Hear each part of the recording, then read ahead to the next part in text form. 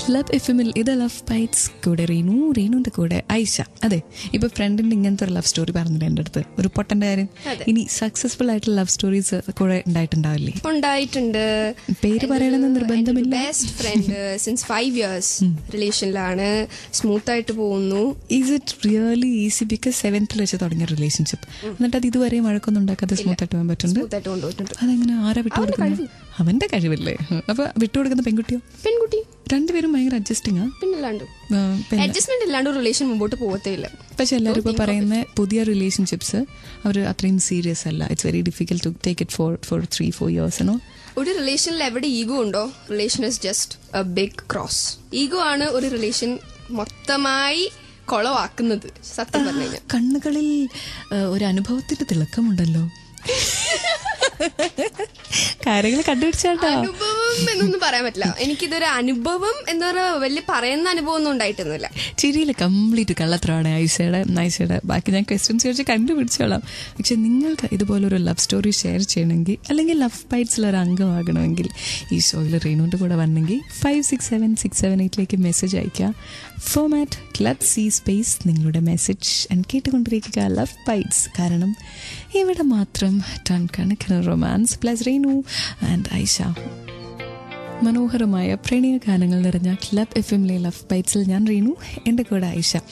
ഐഷ, പ്രണയിച്ചിട്ടുണ്ടോ? പ്രണയിച്ചിട്ടുണ്ട്. ഇപ്പൊ ഞാനിപ്പോ ഷാറുഖ് ഖാനെ പ്രണയിച്ചിട്ടുണ്ട്, പൃഥ്വിരാജിനെ പ്രണയിച്ചിട്ടുണ്ട്, ഉണ്ണിമുകുന്ദനെ പ്രണയിച്ചിട്ടുണ്ട്. മതി, അത് വേണ്ട. നമ്മൾ ഈ നമ്മുടെ റേഞ്ചിലുള്ള നമ്മുടെ ചുറ്റുള്ള ആളുകളുടെ കാര്യം പറഞ്ഞാൽ മതി. ആണല്ലേ? വേണ്ട, പ്രണയിച്ചത് പറയണ്ട. ഇങ്ങോട്ട് പ്രണയിച്ച കഥകൾ പറഞ്ഞാൽ മതി. ഇങ്ങോട്ട് പ്രണയിച്ചിട്ടുണ്ടോന്ന് ഞാൻ സീരിയസ്ലി ഓപ്പൺ ആയിട്ട് പറയുന്നുണ്ട്. ഞാനിപ്പോ പോയി ചോദിക്കാറില്ല എന്നെ പ്രണയിച്ചിട്ടുണ്ടോ ഇല്ലെങ്കിൽ എന്നെ ഇഷ്ടമാണോ എന്ന് ചോദിക്കാറില്ല. ആരോ ഇഷ്ടമാണെന്ന് ഇവിടെ ഒന്നും പറഞ്ഞിട്ടില്ല? പറഞ്ഞിട്ടുണ്ട്. ആരാ പറഞ്ഞ? ആദ്യം അത് പറയണോ? ആദ്യം പറഞ്ഞു കഴിഞ്ഞാൽ അവരുടെ വീട്ടിലിപ്പോ കോലാഹലം ഉണ്ടാവും. പേര് പറയണ്ട, ആദ്യം പറഞ്ഞ ആളും സിറ്റുവേഷനും പറഞ്ഞാൽ മതി. ഞാന് 11th ഒരു റിലേഷനിലായി. Relation in the sense like ഭയങ്കര കോംപ്ലിക്കേറ്റഡ് ആയിരുന്നു. അത്രയുള്ളൊരു ഇന്നസെൻസ് ആണല്ലോ മുഖം നിറയെ. 10th കഴിഞ്ഞപ്പോഴത്തേനും വെറുതെ നടക്കുമായിരുന്നു. എക്സാംസ് ഒക്കെ കഴിഞ്ഞ് വെറുതെ വായി നോക്കി അവിടെ പോവാ ഇവിടെ പോവാ. മെയിൻ കുറ്റി ഒബ്രോൺ ആയിരുന്നല്ലോ ആ സമയത്ത്. ഒബ്രോണിൽ പോവാ, ഫ്രണ്ട്സിനായിട്ട് അടിച്ചു പൊളിക്കുക, അത് തന്നെ ആയിരുന്നുള്ളൂ. എന്നിട്ട് 11th കയറിയപ്പോഴത്തേനും ഫേസ്ബുക്ക് നമ്മുടെ വില്ലൻ. അത് ഭയങ്കര ഹെൽപ്ഫുൾ ആയിട്ടുള്ള അപ്പം ഫേസ്ബുക്കിൽ കയറി, ഫേസ്ബുക്കിൽ ഭയങ്കര ചാറ്റിംഗ് ആയി. അവിടെ ചാറ്റിംഗ് ഇവിടെ ചാറ്റിംഗ്. പക്ഷെ ഫ്രണ്ടിന്റെ ഫ്രണ്ടാ. എന്നിട്ട് ഇങ്ങോട്ട് പറഞ്ഞു ഇഷ്ടമാണ്. ഈ കഥയുടെ ബാക്കി നമുക്ക് കേൾക്കാം. പക്ഷെ ക്ലബ് എഫ്എമ്മിലെ ലവ് ബൈറ്റ്സിലെ ഈ പാട്ടുകൾക്ക് ശേഷം സ്റ്റേ ട്യൂൺ ഫോർ ടൺ കണക്കിന് റൊമാൻസ്. ക്ലബ് എഫ്എമ്മിൽ ഇത് ലവ് ബൈറ്റ്സ് വിത്ത് റീനുവിന്റെ കൂടെ ഐഷ.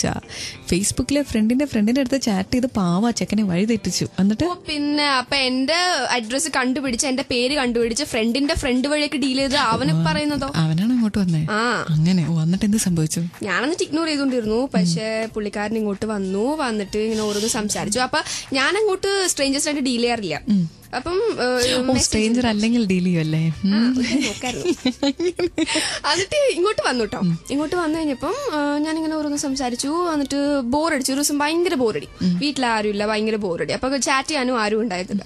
അപ്പൊ പുള്ളിക്കാരൻ ഇങ്ങോട്ട് വന്ന് ചാറ്റ് ചെയ്തു. അപ്പൊ തരക്കേടിലാണ് അങ്ങോട്ട് ചാറ്റ് ചെയ്തു. അപ്പൊ പുള്ളിക്കാരൻ ഇങ്ങോട്ട് ഭയങ്കരമായിട്ട് ആത്മാർത്ഥമായ പ്രണയമാണെന്നൊക്കെ പറഞ്ഞ ഡയലോഗ് നമ്മൾ ഇതിലൊക്കെ എത്ര കേട്ടിരിക്കുന്നു. ഏയ്, ആത്മാർത്ഥമായ പ്രണയമാണ്, അങ്ങനെയാണ്, ചക്കയാണ്, മാങ്ങയാണ്, നീ ഇല്ലെങ്കിൽ ജീവിക്കാൻ പറ്റൂല, ഭൂലോകം ഇടിഞ്ഞു വീഴുന്നൊക്കെ ആയി പറച്ചില്. അതൊക്കെ കഴിഞ്ഞപ്പോഴത്തേനും ഞങ്ങൾ തമ്മിലൊന്നും ഉണ്ടായിരുന്നില്ല. ഈ കോൺവെർസേഷൻസ് ഒക്കെ എന്റെ സിസ്റ്റർ കണ്ടു. അവിടെയാണ് എല്ലാം തകിടം മറിഞ്ഞത്. സിസ്റ്റർ എങ്ങനെ അത് കണ്ടു? സിസ്റ്റർ കണ്ടത് ഞാൻ ഭയങ്കര സ്മാർട്ടായതുകൊണ്ട് ഞാൻ ചാറ്റ് ചെയ്തുകൊണ്ടിരിക്കുമ്പോഴത്തേനും ബാക്കിൽ വന്ന് നിൽക്കുന്നുണ്ടായിരുന്നു. അങ്ങനെയാണ് ആ സിസ്റ്റർ അത് പിടിച്ചത്. സിസ്റ്റർ പിടിച്ച കഥയാണ് ഇനി ഐഷ പറയാൻ പോകുന്നത്. കാരണം നമ്മളൊക്കെ ശ്രദ്ധിക്കേണ്ട കുറെ കാര്യങ്ങളല്ലേ ചാറ്റ് ചെയ്യുമ്പോൾ, അത് പറയും. പക്ഷെ ക്ലബ് എഫ്എമ്മിലെ ലവ് ബൈറ്റ്സിലെ ഈ പാട്ടുകൾക്ക് ശേഷം സ്റ്റേ ട്യൂൺ ഫോർ ടൺ കണക്കിന് റൊമാൻസ്. കൂടെ റീനു. മണ്ടികളെയാണ് ചേട്ടന്മാരും ചേച്ചിമാരും ഒക്കെ പലപ്പോഴും പിടിക്കാറ്. ക്ലബ് എഫ്എമ്മിലെ ലവ് ബൈറ്റ്സിൽ റീനു ഐഷയുടെ അടുത്ത് ചോദിക്കട്ടെ, എന്ത് മണ്ടത്തിലാണ് കാണിച്ചത് പിടിക്കാൻ മാത്രം? കൂടുതൽ കോൺവെർസേഷൻസ് നടത്തി, കുറെ സംസാരിച്ചു. അങ്ങനെ സംസാരിച്ചുകൊണ്ടിരുന്നപ്പോഴത്തേനും 2-3 ദിവസം കണ്ടിന്യൂസ് സംസാരിച്ച് കഴിഞ്ഞപ്പോഴത്തേനും ഞങ്ങള് ഫ്രണ്ട്ഷിപ്പ് ടോക്സ് ആയിരുന്നു, ഫ്രണ്ട്ലി ടോക്സ് ആയിരുന്നു മെയിൻ ആയിട്ടും.